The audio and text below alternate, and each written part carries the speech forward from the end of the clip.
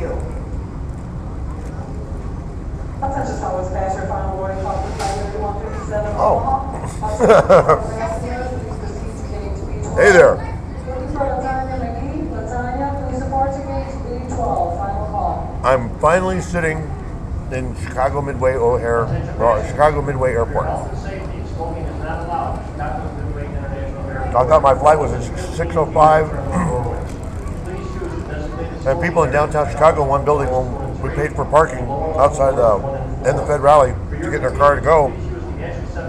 We asked them, gotta go to the airport. How long before do I gotta go? And they were saying, 2 hours. Oh, you gotta be there 2 hours before. And they worried me. It was like, oh man, I can't lose here. Is that better? Yeah. It's like, I can't miss my plane. I mean, I barely got enough money for my bag to get on the plane.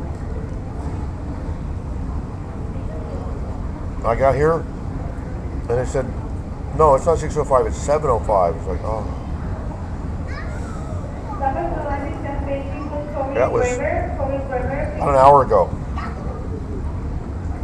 I brought a sandwich and a Pepsi. They try and get through the line. I'm dying of thirst because I'm running through the airport trying to get here. Make sure I get here on time. Attention in the terminal. Dave Foxage, please report to gate A. I get there and they said, oh, you got a soda in your pocket. It's like, oh yeah, let me hear it. I'll just suck it down. Oh no, I'm sorry, you can't, sir. You have to go back outside and drink it and then go through the line again. It's like, oh man, you're gonna scan everything I own and make me take my shoes off and sniff my butt and everything else. No, I don't want to go there. Just go ahead and throw it away. I'll buy another one on the inside. It's gonna cost me 3 times as much as the one I bought, but you do what you gotta do.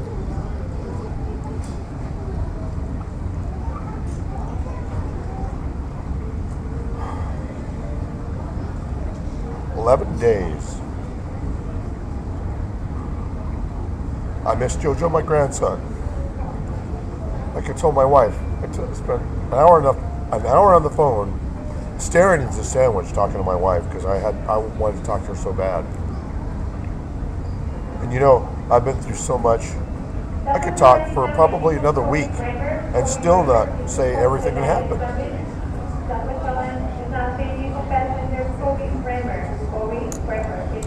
It's been a moving experience.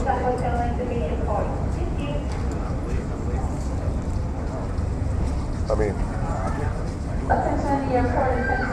we did something that hasn't been done for over 230 years. Now you know how long it takes for apathy to almost destroy a republic. Because it's apathy. It really is. I mean, as technology gets further on and comfort and ease of life is so readily available, people don't want to work. I mean, I don't want to work, but there's some things that you got to do. They got to be done. It takes work. Somebody's got to do it. I marched with a bunch of people to the Federal Reserve, and I did a lot of yelling. And some of the yelling was, if not us, who? If not now, when? Because I tell you what, we don't have another 230 years before we are rendered under absolute tyranny and despotism. I'm glad that when I spoke to the people at Millennium Park in Chicago, that's where we started out, and then we marched to the Federal Reserve. And that's a great story. When we get to the Federal Reserve, that's a great story that I'm going to save for another YouTube, because I feel good about that one, and I think you'll like it too. When I spoke there, I told them, you know what? It's not the Ron Paul revolution. When Ron Paul came to Phoenix, 120 of us met him at the airport, screaming rabid Ron Paul fans. And He spoke to us for an hour and 20 minutes. Under the retirement officer, we are transferring. And at the end, he looked at us and he said, "And I thank you for inviting me to your revolution." And that's true. It's not Ron Paul's revolution. It's your revolution. And that's what I told those people. I said, I'm sure that you might have banners that are from the Ron Paul revolution that you got laying around that never got put up. I said, dig them out. Cut them in half. And put this part up.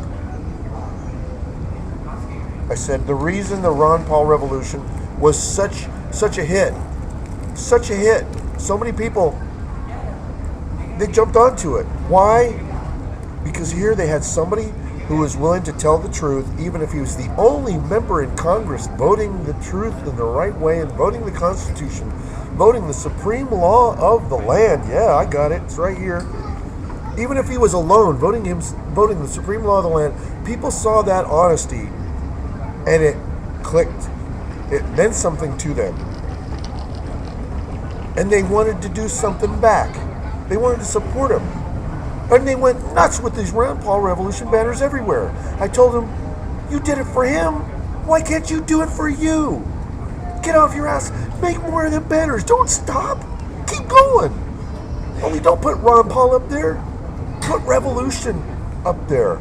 And make sure that you get this LOVE backwards so that the powers that be and the people know this is a revolution of love. This is an ideological revolution. This is a war of the mindset that has been inserted by your government indoctrination centers. And that mindset must be destroyed. Do it for yourself. Don't stop. Take your country back. Look how far you went for one man. Just think how far you can go for all of you. I said, get off your ass. Get back out there. Start making more banners. Start putting them up. People are going to wonder, what the hell's going on? That Ron Paul revolution thing? Well, now they're going up. They don't see Ron Paul anymore, and it still says revolution. They're putting them everywhere. It's got to have that love in there so that they know, look, it's non-violent. We aren't breaking nothing. We aren't hurting anybody.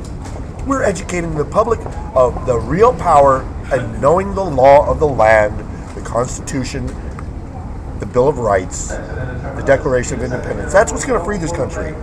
Okay? Not money, nothing else. Education, knowing the law, because if you know the law, you recognize others when they break it. Oh, well, they're getting on the plane, and I better go. You're going to see this in a little bit because I'll get it up on tube just as soon as they say I can turn it back on so I don't crash the plane. Okay? Once again, working for you. Yes.